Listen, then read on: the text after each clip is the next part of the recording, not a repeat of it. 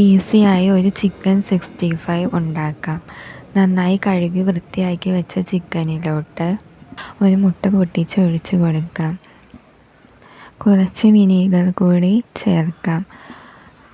3/4 teaspoon മുളക് പൊടി, 3/4 teaspoon chicken masala, 1 teaspoon ginger garlic paste, 2 teaspoon cornflour, 1 teaspoon maida, ആവശ്യത്തിന് ഉപ്പ് എന്നിവ കൂടി ചേർത്ത് നന്നായി മിക്സ് ചെയ്യാം.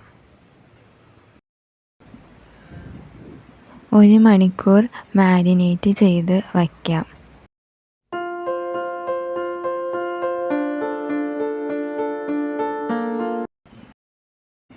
ഇനി ഒരു പാനിലോട്ട് ഓയിൽ ഒഴിച്ച് ഫ്രൈ ചെയ്തെടുക്കാം.